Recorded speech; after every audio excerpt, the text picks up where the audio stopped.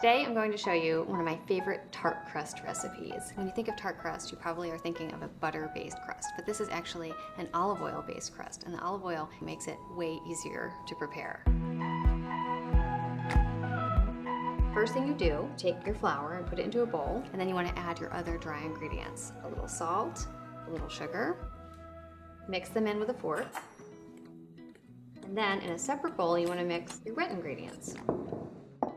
So I'm going to take some olive oil, some milk, and a little dash of almond extract.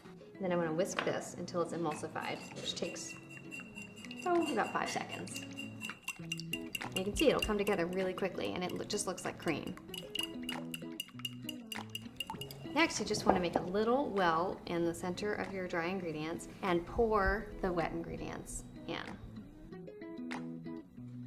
And then using the same fork, it's a very low dish recipe. Just start pulling in the flour from the sides. Now, you're probably wondering if you can convert your butter-based tart pastries to an olive oil-based recipe, and you can. The general rule is for every cup of butter, you want to use 3/4 of a cup of olive oil. This is not a foolproof ratio, but it will work with most recipes, and just give it a try. You might need to tweak your recipes a little bit, but that generally works. As you can see, the dough is coming together, and it's a very moist dough, which is nice, but not at all oily. And as soon as you get all the flour in from the side, just gather it into a ball. And I just put it right into this little tart pan.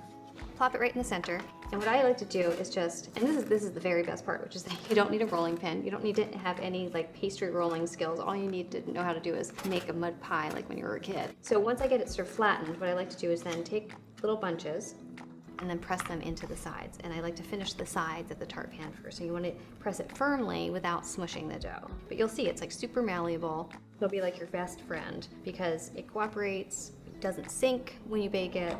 You can also make this in a baking sheet. You can use this dough in almost any kind of pan because you're shaping it right into the pan itself. And then when I'm done the edges, I just press the rest of the dough that's in the middle to the sides. And you're probably thinking, how am I going to get this little bit of dough to reach the edges? But just be patient and press down, don't press out. Using this part of your hand, not just your fingertips, it will soon spread to the edges. And it also tastes, it has, because there's salt in there and the oil, it has this nice kind of like sweet savoriness to it. And so once you get it to the edges, you are done. And then your tart dough looks like this. Isn't that pretty?